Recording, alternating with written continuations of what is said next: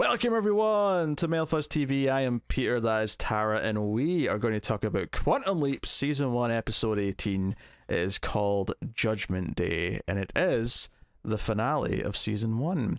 And they actually make multiple references to Terminator in this, and I didn't know what the title was, so I'm just kind of internally going, oh, that's intentional. Calling it Judgment Day, very good. We had Ben leap to the future at the end of the last episode. And where he met up with Wizard Ian. Yes, with the not great old age makeup. Although I think seeing it again at the start of this episode, I realized what really bothered me about it was the old age voice that Ian was putting on. Oh, I thought it was their eyebrows. No, it was, Ben, I've been waiting for so long. Oh, come on. But they had the glasses at the tip of the nose, so that's how you know they're older. So that was goofy. I mean, we were right to suspect, though, that this wasn't going to be the leap for the whole episode. This was just the setup for the actual leap, which was 2018, just as like they were in the early days of setting up this new Quantum Leap. So we get slightly younger versions of all the main characters. And Ben... And I thought this was a fairly obvious thing to do, but, you know, they didn't take too long to reveal it, which is that he leaped into himself. And I thought that was... I thought, yeah, that makes a lot of sense. He gets to sort of be himself for an episode, effectively. And, yeah, so... Basically, Leaper X is here in this time period to kill Addison, because originally, as we find out from future Ian... Addison did leap as she was supposed to, because she was always meant to be the one who leapt, and Ben kind of did a switcheroo, and no one knew why. That was a big thing at the start of the show. She was originally going to leap in the original timeline, and in the future, the government blame Quantum Leap for the world going into a post-apocalypse because they blame time travel. So Leaper X has been sent back in time to stop this from ever happening, and that's why he's going to kill Addison. Although by the end of the episode, he reveals that he's going to kill them all because they're all, you know, if you can't stop at one. Yeah, they all have to be killed. So that's his whole thing. So that's the broad mythology thing of the finale. So how did you feel about any of that before we move on to anything else? I thought the actual structure of the episode was really fun. I liked the idea that. You know, he had to go back to some other leaps even to with Martinez, but only the ones that Martinez was in. I thought that all of that was really fun. I thought it was a good ensemble written leap, and, you know, for the finale, I thought that was good. I thought everyone had a cool role to play, and I enjoyed especially all the different help that would come through as the hologram throughout the whole episode. Yeah, it made sense that Jen needed to like fight herself because she built a security system, so she goes to talk to Ben to sort of get him around it. That made sense to me. The best stuff though was like having like present day Addison be the third wheel on the day and being judgmental. That was actually quite entertaining. I felt that was the best part of the whole episode, actually. Yes, I really liked that scene a lot. And she's accidentally sabotaging her own date with him and wanting it to go better is causing him to come off as worse. Yeah, it was the little thing where he goes to say I love you, and then she's like, you can't say that yet. It's the first day. And he's like, I like you. I love like you too. Raymond is really funny. He's a really funny actor. I think what really caught me off guard about this is that it felt like all those characters seemed to have more personality in this episode, and it's almost like because they wanted to do the whole thing where Ian's trying to get them to go to trivia and they're saying no, and Ian's getting frustrated. Jen seems like she's got a bit more personality here. Like it felt like everyone had more, and I'm like, where is this when you're all just being super laser focused? Like we have to look at the computer and talk about what Ben's doing every episode. Like this just felt like way more character for all of them. It was kind of like good, but also weird that they've somehow not done this at all for most of the season. Actually, honestly, so my one sort of genuine little complaint is that much like a lot of this show, this wasn't as egregious as some of them, but it's that sort of knock-on effect where it's like almost equally bad just because, again, it's another issue of the same kind, is that at one point I felt like everyone, like, why, like, you're all meant to be like physicists and you've built like a time travel device thing, and somehow you're missing the most obvious like likelihood of something. And it's when the like Leaper X is in 2018 too, but we don't know who he's leapt into. At no point did anyone think to suggest it could be one of us, it could be another one of the main group. And sure enough, it turned out to be Magic. But there was a moment I thought it was Jen, because Jen showed up like right after they said Leaper X is there at the building, and I was like, oh, is it Jen? Is Jen, Leaper X? So I was a little annoyed that like no one even just sort of said, hey, I can't just assume that my friends that I know are going to be safe. Obviously, once he sees them, he knows, because he would see Martinez. He would see Martinez. Yeah. But until he sees them in person, like, any one of them could have changed. Like that's just something that really should have been thought of. The other one's much more minor, but like for some reason, anytime the subject of video games or Dark Souls came up, it felt like someone who had never played a video game had asked. Oh my god, I know. Yeah, it was so weird. Like they'd ask someone who plays video games, hey, give me a game to put in my script, and they'd like say Dark Souls, it's really hard, and then but everything they say is just slightly off, like they don't quite understand what they're talking about. It sounds like it was written by an adult who's like, I know enough about this subject because my son plays a lot or something. Yeah. Especially when Ian started talking about cheat codes. Every time Ian says the word video game, a video game, it sounds like they don't play video games. It's something the way they say it. The first time it came up as well, they said, you know what I was doing in 2018? I was playing this really tough game that's hard to beat called Dark Souls. Video game. Every time they say video game. But it really stuck out to me. I'm like, why are you you have to explain what Dark Souls is? Like, I'm not saying Addison would know, right? I'm like, cause I get that maybe she wouldn't, but it felt weird that someone who plays Dark Souls would have to like explain the appeal of Dark Souls just when they're saying I was playing a lot of Dark Souls. I don't know. It felt really forced. Yes. But later on, when they start talking about, oh, this code that Ben gave me from myself from the future looks like a cheat code and stuff, and talks about what a cheat code is, because someone says, what's a cheat code? And I'm like, is it not obvious? It sounds pretty self-explanatory to me. But it better not have been Addison, because she's the pop culture queen for their trivia team. Okay. Apparently. And they explained what a cheat code is, right? And I was like, okay, I'm glad that Dark Souls wasn't brought up here, because Dark Souls does not have cheat codes. Are kind of an old thing. Old games have cheat codes. Games from the last 10, 15 years do not have cheat codes. Yes. But then later on, they actually start using Dark Souls when they're figuring things out, and they're trying to figure out specifically the clue from Future Ian, which was trust each other, you need each other, whatever the exact phrasing was. And Ian comes up with cheat codes didn't work. So the way to get through it was to do it with someone else, which is true actually. In Dark Souls, you can sort of call in someone for a bit of co-op to help you with a boss. It's actually really amazing that they almost get that part right, where it's like, oh, that's actually kind of a real thing, is that you ask for help and someone can come and help you defeat the boss, which I thought meant there was going to be like a second Leaper going to help Ben. I didn't realize it was going to be, no, all the Ians have to turn the key at the same time in different parts of the timeline, which was weird. I love that. Yeah. It didn't make a whole lot of sense though. Like, I feel like there was a lot of rules made up in this episode to explain some stuff, and I think they showed it once before, but this like full HD video feed of whatever Ben's seeing the entire time, like, I feel like shouldn't we have been seeing that more from their perspective throughout the season? Like, that would have been great. All of a sudden they're seeing everything and hearing everything like they're watching a TV show, and I'm like, was this always there? Because it feels like you just, I don't know. Who's got the camera?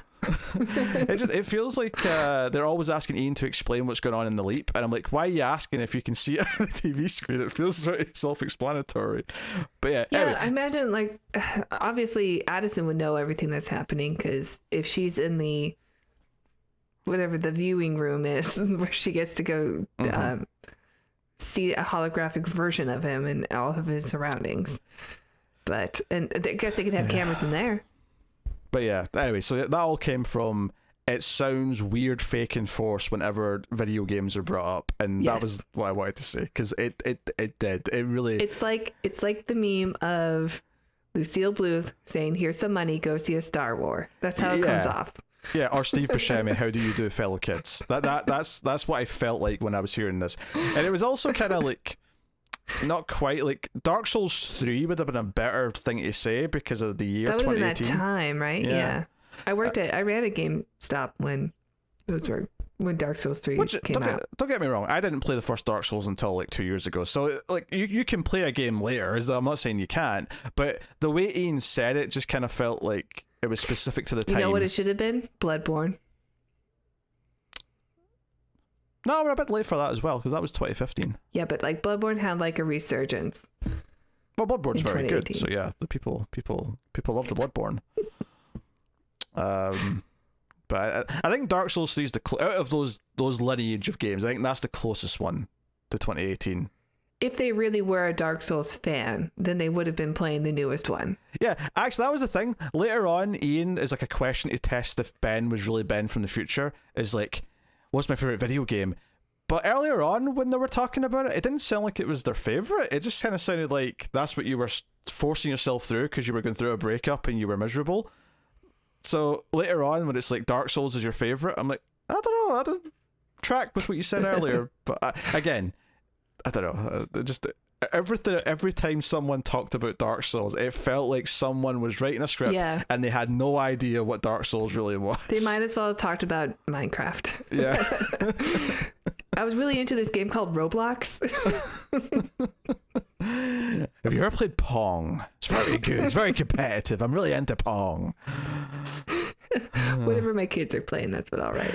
It's that's what it sounds like. I'm so glad there just wasn't a scene of anyone playing, because I can just imagine like the a bunch of button smashing. Like maybe the actor knows video games and it's just because the dialogue's stilted and it's not their fault. But I have to assume that if the actor playing Ian did know video games, it would have sounded more natural. Yeah.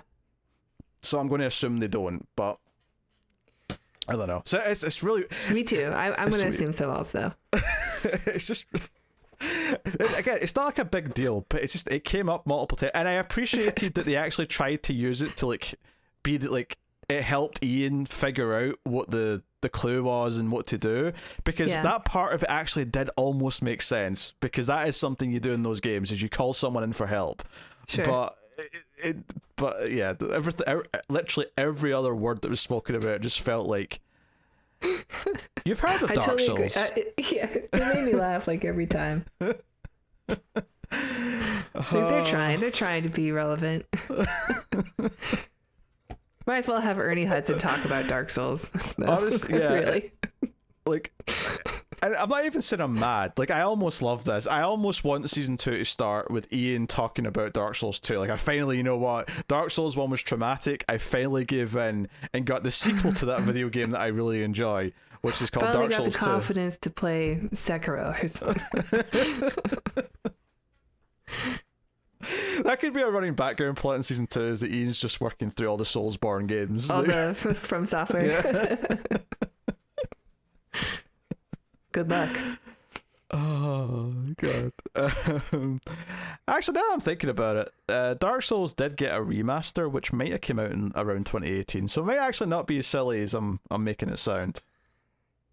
Yeah, they still would have been playing the third one. Anyway, I think we've I know we've talked so long about this topic. They're a parent in 1997 trying to buy a PlayStation and asking the employee, "Do you guys have a Nintendo?" Yeah. Anyway, yeah. So, but yeah, the stuff that was good. It felt special that Ben was in his own body. The idea that Leaper X's whole plan was to come back and stop any time travel from ever happening, so he's trying to murder like all the Quantum Leap team. Actually, I think worked, well enough. I thought that made sense. The comparison to Terminator and the Ben's here to protect her, all that, again, also made sense. It was pretty fun. Yeah. I got that. I almost... If you're going to take from the best. Oh, for sure. I almost wish that, because obviously Ben just like blurts it out. He's like, you know what, screw this, right? Addison, I'm still me, but I'm me from the future that slept into my own body. I almost wished it to prove it. Like, he turned to like modern Addison and said, "Hey, tell me something that she knows that I'm talking to you," right? Because at one point he admits that he's talking to her. Because he does look crazy. Because there's an entire part where he's turning and talking to Addison, and young Addison's like, "Huh? Are you mental? What's happening?" Well, Addison is so focused on making sure that the date goes well, but I think that Ben is right. I think it's more important that they save the world, and then we can figure out from there how to fall in love again. Like something could happen. Maybe I guess they run the risk of her meeting somebody else or whatever. But I think his move was right. I think he was like, look, we even with a bad date, like we could still find a way to fall in love with each other. We're going to be working together even. This reminded me of a logical problem I had that I want to bring up. Now, It doesn't really matter because at the end of the episode, everything's reset because Ben goes back and stops anything from changing. But, which does kind of suggest that surely that would mean that Addison would have leapt, because then Ian would never have come back and told Ben what was going to happen to Addison, so Ben wouldn't have taken over instead. Unless that's what happens in season 2. That could be what season 2 is. We don't see where Ben leaps. That's true. They think he's coming home. I was sitting there going, he's not coming home. They're teasing this so much. He's not coming home. Anyway. No way. I also don't think we're going to get Addison as a leaper, though. Yeah. But anyway, the thing that I was wanting to question is that, so we have this showdown where Addison gets shot in the shoulder, all that. They're fighting, and Ben and Leaper X, who's in Magic's body, go into the quantum room as it's starting to go into overdrive because he's pressed a bunch of buttons to make it implode, and they kind of disappear, right? And the others are like, where did they go? And they're like doing their whole thing, and they're in a quantum bubble, of course, as Janice explains. So that's why all these like different glad she was here. yes but they disappear, right? And this is when they start leaping back through the different leaps that they've had already, right? And that's fine. That part's fine. The question I have, though, is that their physical bodies disappeared, including the Magic's that Leaper X was in, and presumably young Ben, who older Ben was in as well. So where did their bodies go? And let's say that they never reset the day. Would those two just be gone forever? Well, I don't know. Well, doesn't Leaper X die in the Old West? He's not in the body of Magic anymore. Yeah, but that's what I'm saying. Magic's body disappeared, though, when they left. Oh. Yeah, I don't know.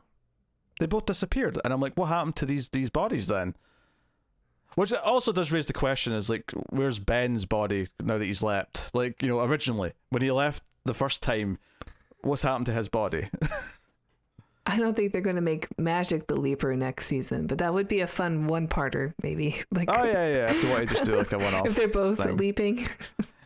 Yeah. Only one of us can get home. Yeah, it was a kind of. I guess it tracks with the fact that Ben's body originally also seemed to disappear because it's not around anywhere, unless they open a freezer somewhere. Do we see Magic again later on? Not until after things have reset. Yeah. Okay. Yeah. But he is there. Yeah, like he's not gone. But I'm just saying that in that moment, both of them disappear. So if that timeline were to continue, where they both disappeared in the quantum thing, then it's like, well, Magic's just gone now too, so is Ben. Like, they're both just like effectively dead. Cause, yeah, that's true. Because when we see them leaping afterwards and they're going through the different leaps, like, it's not like Magic and young Ben that are leaping. It's the ones who were in the bodies from the future. So the ones who disappeared are just gone, or effectively. Yeah, I don't know. It's a trap to let yourself get bogged down with these kind of details and time travel shows, and especially Quantum Leap. yeah, they try and it's like the quantum bubble and all. And they're even kind of like poking fun at it with Magic, sort of try to give it a stupid name before Janice kind of just give them the correct one. Which, it's a bubble. I can appreciate well enough. I did think it was interesting, though, that the 2018 crew seemed to understand exactly everything really well, right? Now, I get that they already know the concept of what they're doing in the future because they're already working towards it. But it's simple little things like they kind of know, oh, they must be watching us in the future then. Like if Ben's let back here, if then everything has gone to plan, then yes, they'll be watching us, and then they won't be watching us now because he's left, kind of thing. They said that later on, so yeah, so they seem to really know. Like Addison asks who the hologram is, and Ben's like, "It's you," and she's like, "Bullshit! I'm training to be a leaper." Also, F you for taking my job. Typical man. They're not together yet, so. No, to be fair though, I actually thought the little moments where she says she has no feelings for Ben, and older Addison says, yeah, that's kind of true because that was just the first date. But then obviously later on when Ben disappears and she gets upset, young Jen turns to her and says, so you do have some emotions for Ben then. Like there was just little moments of personality peppered into like all these things, and I'm like, why is this younger version of the crew so much more characteristic? And I don't know, it was weird. That said though, everything like see when they were doing the whole, all the Ians were putting in the code or whatever to it was fix pretty things. Corny. Like we had the triple split screen, and old Ian said something like, "We are as one," or something like that. It was really stupid and cheesy. Yeah, it was a little cringe core. Cringe core. Oh. Yeah. So I have like little nitpicks and stuff, but that said, despite all the things that we've sat and made fun of, this I think is like one of the 2 or 3 best episodes of the season. Yeah, I'd say it's pretty successful in like its mystery box. Yeah. Overall storytelling. I was along for the ride, and we made some predictions that were wrong, which is good because it means it wasn't predictable, and it was fun. It was a fun mystery box. There were some inconsistencies and some plot holes, and the whole Janice storyline kind of fell apart by the end. So I'm hoping she's a regular next season, which I did get a preview for at the end of this, saying that it's coming back. Yeah, they renewed it obviously around Christmas time, so we knew it was. And they've already shot stuff apparently. Yeah, that makes sense. Yeah, I can probably not. Probably have maybe a couple of episodes, probably. Yeah. No, I think the core concept of the episode worked. But the most important thing is I was having fun with it, and it felt like the characters were bouncing off each other. It felt like they felt more fully formed, and despite all the little silly things that I was making fun of, at least some of those still I still enjoyed making fun of the Dark Souls thing, even though it is technically a critique. Whereas some of the episodes that I wasn't enjoying, like the chef one, for example, where it's just this sappy nonsense where everyone's there to help at the end. Like it's just the most bland, basic network TV episode. This still caused some network TV failings, don't get me wrong, but everything kind of felt like it was clicking and that we're having fun with the concept. And if I can't get anything else, I at least want that. And this had that. I think the Asylum episode also kind of had a lot of that as well. But this might be the best episode just because it's the most entertaining. Not because it's ironclad. It's not. I don't think this show ever will be because it's just not. It's not Breaking Bad. Okay, it's never going to be. No, I agree.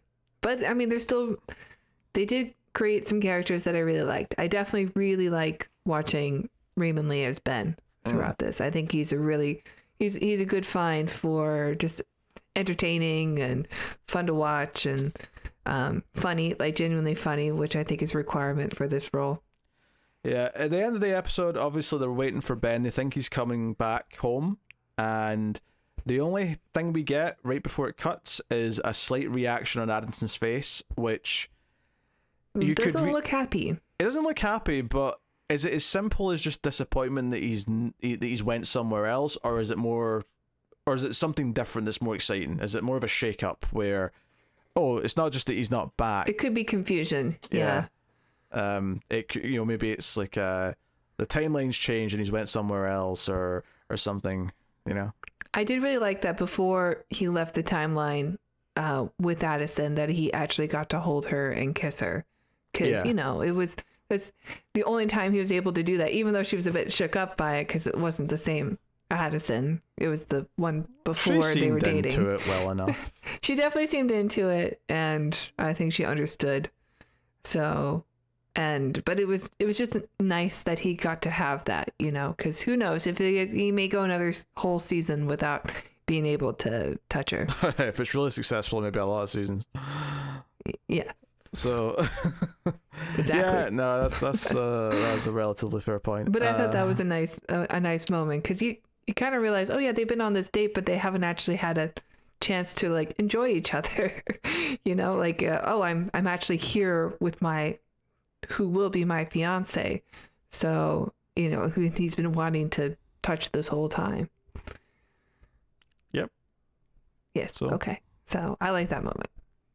No, it made sense. Like it paid off. Something that they've had sort of lingering there all season is all those moments where he tried to hold her hand and he couldn't, or you know, so on and so forth. They've been playing with that all season. But yeah, I like honestly pretty solid finale. I think if I'm looking at the season as a whole, I do have to critique that it really did feel like everything went on pause for like 4 kind of crappy episodes before they actually got to what they were going to do for the ending. Yeah. And I do think that comes from they got, you know, ordered originally for 12 or 13. They got extended by 5. I think they just pushed what their last 2 or 3 episodes were back to the end and filled with filler before then. And I felt that. It did. I mean, there were some fun leaps in it, but the overall storytelling is also what we're there for, and that was frustrating because it kept feeling like, you know, we kept asking, where's Janice, like for so many episodes, because she literally would have the answer to this and you guys just let her go. And she's a guest star, so maybe the technicality there is that, well, we need her for these last couple and we're not paying her for any more episodes, so she's just not going to be here for these middle chunk. I do like her character though. Like I think she's a good actress. I think she brings some more personality to the cast, and I think, you know, having her there as a connection to the old series other than magic, I think would be beneficial. You know, I liked her dynamic with everybody, and I hope that she becomes a series regular for the next season if you know, if that's on the board. But yeah, I think it was also kind of fun that they brought up both Sam and Al in this episode. Magic is saying that I think he's talking to Ian, and Ian's saying that they're disappointed that they weren't able to help the one person they were supposed to help or something. Or maybe it was Addison. I can't remember who he was talking to. I think it was Ben, actually. Was it not when he was in the cell with him? As a hologram? Yeah, you're right. It was Ben. And brings up that they failed to bring Sam back. And Al is brought up in the episode too, where in the beginning Magic is going to meet up with Al, and Jen gives him some cigars. It's cute and stuff, you know. We didn't actually get to see Sam like a lot of people predicted he would show up by the end of the season. But that's okay. Scott Bakula said he didn't want to do it, and turns out he was telling the truth. That he's got another season of a chance, though. They still might nab him. They might. They might convince him. Maybe they need another season to get better.